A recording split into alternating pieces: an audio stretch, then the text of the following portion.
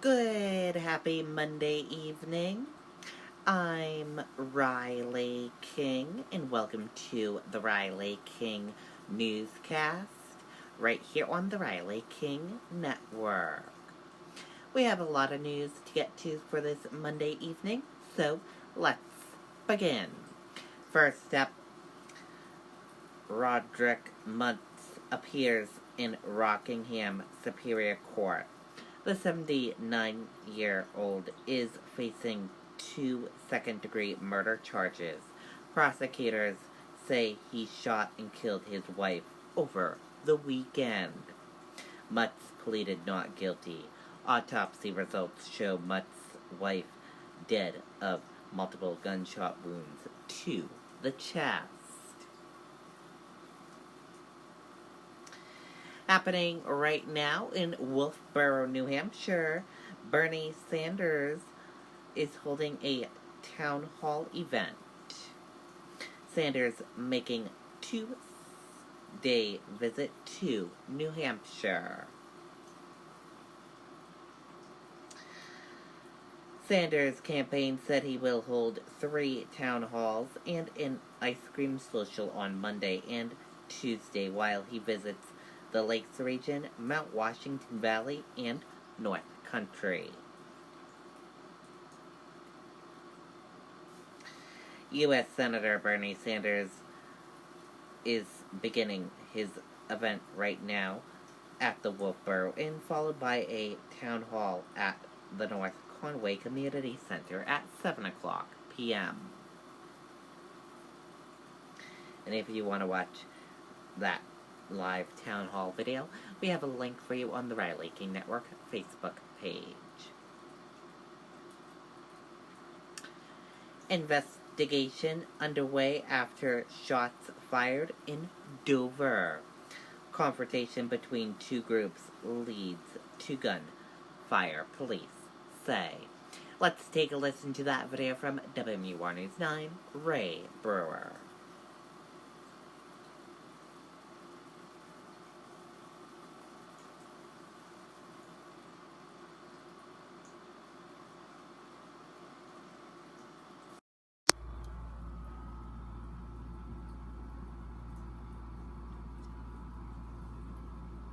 Out the door when it matters most. For more than a decade, he's been right there, everywhere. And when American jobs are on the line, he leads the charge. ABC's World News Tonight with David Muir is America's most watched newscast, and we thank you. It was about 1:20 Monday morning when shots were reported on Hampshire Circle in Dover. After that, Rebecca Trowbridge found herself unable to sleep, concerned for herself and her family. I'm very nervous. I have children that play outside all day.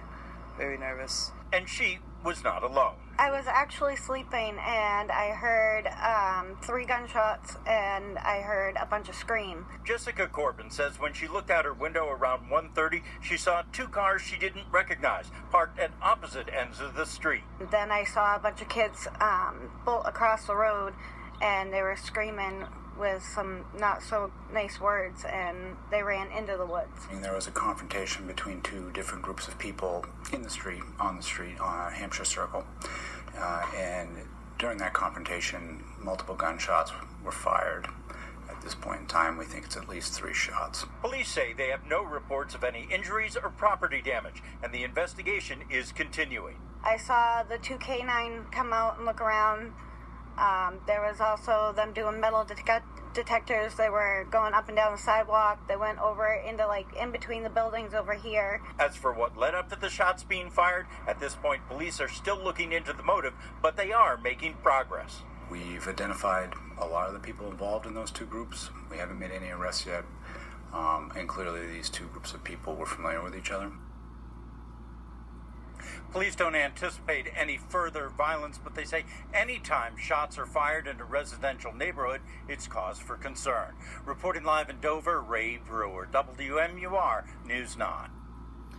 Okay, and there you go on that video and that report.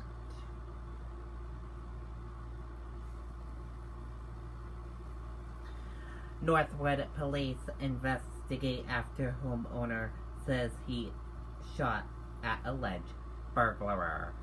Police search area but did not find anyone, officials say. Let's take a listen to that video from WMUR News 9.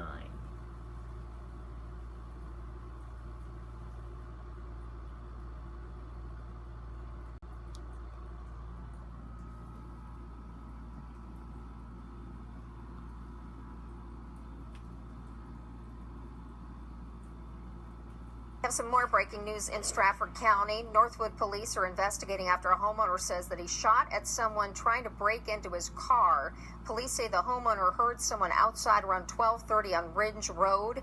He told police when the man reached for his waist, he fired 3 shots. It does not appear that the suspect was hit. Police searched the area but did not find anyone. Okay, and there you go on that video and that report.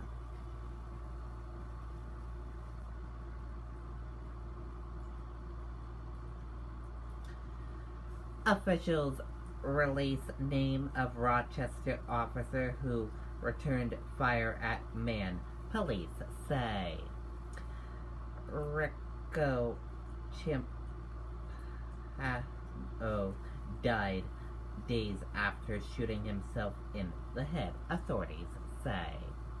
Let's take a listen to that video from WMUR News 9.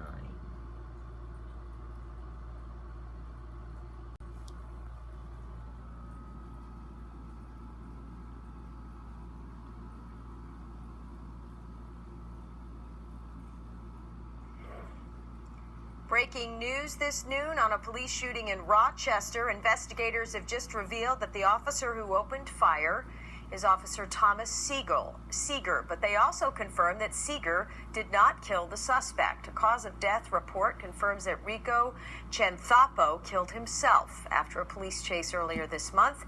During the pursuit, they say Chanthapo did fire at officers. Seeger is on leave while the investigation is underway.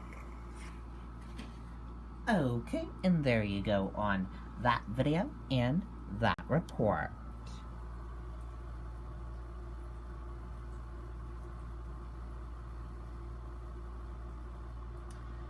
Pushing to qualify for third debate. Gillibrand to make 9th visit to New Hampshire on August 20th. New York Senator to make stops in Granite State following launch of TV digital ads. Kristen Gillibrand plans to return to New Hampshire next week for her 9th visit since becoming a presidential candidate. The New York senator will be in the state on August 20th, with details of the visit to be announced.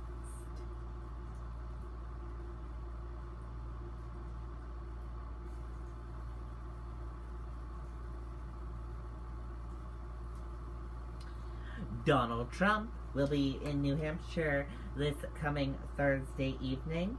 He is holding a mega rally at SNHU Arena in Manchester, New Hampshire. Take a look. We have tickets so we can go to the event and bring you coverage of that event. Manchester prepares for president's visit. Police warn of road closures. President Donald Trump's campaign rally Thursday could snarl traffic in the city. Streets around the Southern New Hampshire University Arena will be closed to cars and some will be closed to foot traffic. Grant said some roads from the airport will be closed as well. Nina McLaughlin, a Trump campaign spokesman, said she expects the arena to fill up. Anyone hoping for a good seat will come early, she said. Manchester police will patrol the arena and the surrounding area during the rally. Grant said he is not yet sure how many officers would be needed at the rally, or how much the event will cost the city in detail and overtime pay. If the Secret Service asks for help from local police, Grant said the department does not send out a bill. We don't bill to assist with security for a sitting president. We never have, he said. However, Grant said the police department might bill presidential candidates for extra security around their events. Manchester Mayor Joyce Craig was not invited to the rally, according to her chief of staff, Ryan Mahoney. But the mayor's office is working with city police and fire departments to get ready for the rally. Mahoney said the campaign had not contacted the mayor's office at all. In an email, Craig said she hoped Trump would use his visit to Manchester to talk about issues like the opiate epidemic, infrastructure, housing, and education.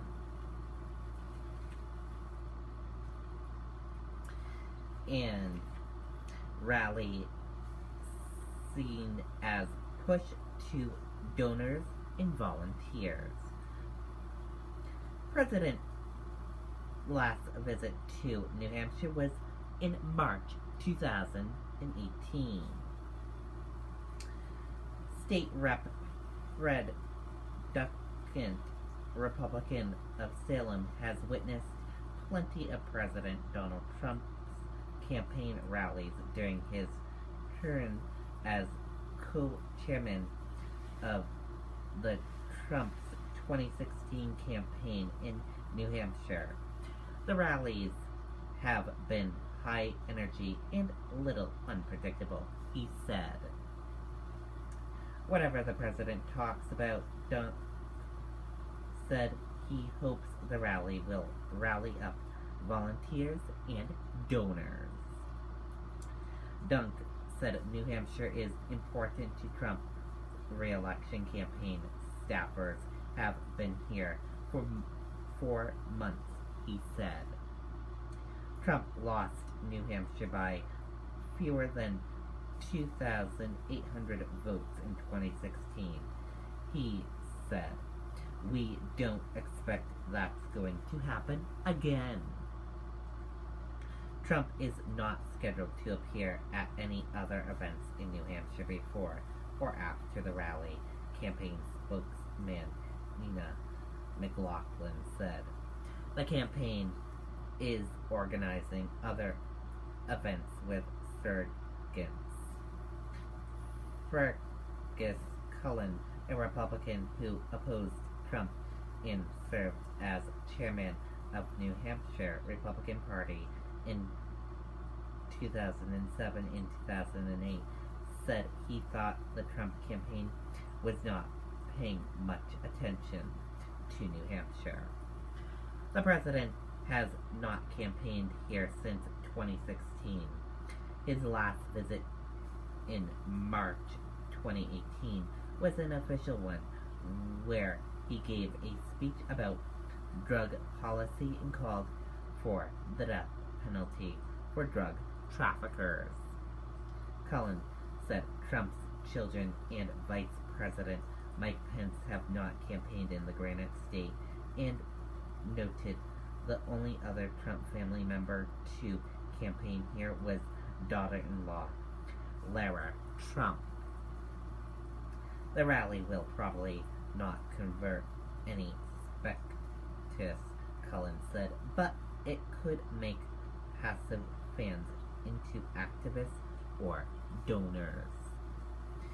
The campaign of former Massachusetts Governor Bill Weld, who is challenging Trump for a Republican presidential nomination, said a rally alone might not be enough to activate New Hampshire primary voters. Mark Sanford, a former congressman and former South Carolina governor who is exploring a run against Trump for president, said the energy and enthusiasm as Trump rallies are real, as thousands of fans chant together and cheer for their foe. August 9th, in the Hamptons on Long Island, where tickets cost up to $250,000 each. Sanford said that was a long way for Trump's 2016 promise to fund his own campaign and feared out pay-to-play corporation in Washington. For their part, Trump's Democratic opponents are staging a series of demonstrations around the rally. The New Hampshire campaign of former Vice President Joe Biden will hold a protest down the street from the Southern New Hampshire University Arena during the rally.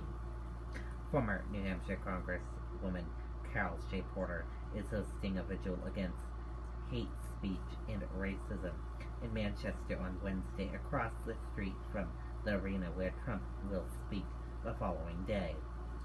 The state Democratic Party will hold news conferences on Tuesday, Wednesday, and Thursday afternoon in Concord, Portsmouth, and Manchester. Spokesman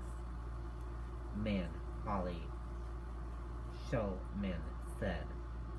Massachusetts Senator Elizabeth Warren will hold a town hall in Franconia the day before Trump's Manchester rally, and several Democratic presidential candidates are set to visit New Hampshire in the days after the rally, including Andrew Yang, Biden, and New Jersey Senator Cory Booker. Booker's campaign called on Trump to cancel Thursday's event. Don't said there is already a corps of dedicated volunteers in New Hampshire. The campaign has held several volunteer training sessions, and he said volunteers are working with local Republican organizations. About 200 people had signed up to volunteer at the Thursday rally, Hunt said, and many of the volunteers had been to multiple rallies before. And we will bring you coverage all week leading up to that event of the mega rally on Thursday. We will bring you coverage throughout the week and leading up to that event. And now let's take a look at your U.S. stock market and see how your U.S. stock market closed for this Monday evening.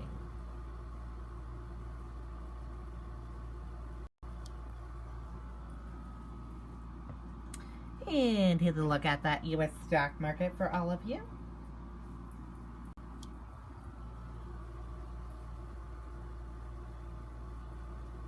Your Dow Jones Industrial Average closed in the red and went down. Your Nasdaq closed in the red and went down. S&P 500 closed in the red and went down. Gold closed in the green and went up. Oil closed in the green and went up. U.S. 10-year closed in the red and went down. Euro/USD closed in the green and went up. And VAX closed in the green and went up. Dow drops 390 points and slips back below 26,000 as bond yields decline. Stocks fell on Monday as bond yields resumed their August downturn, raising concerns about the state of the economy. It's been 2 years since white nationalists marched in Charlottesville, leaving a woman dead. It's been 2 years since the image of a neo-Nazi driving his car into counter-protesters in Charlottesville, Virginia, were made public, revealing that one person died as a result. The death of Heather Heyer has become a symbol of hate in America. And if you want to read more about this, we will have a link for you on the Riley King Network Facebook page. And that is it for this Monday evening edition of the Riley King Newscast, right here on the Riley King Network. I hope you all have a great rest of your Monday evening, and I'll see you back here tomorrow for another newscast. And I'll have a news report coming up in a little bit. Good night and bye.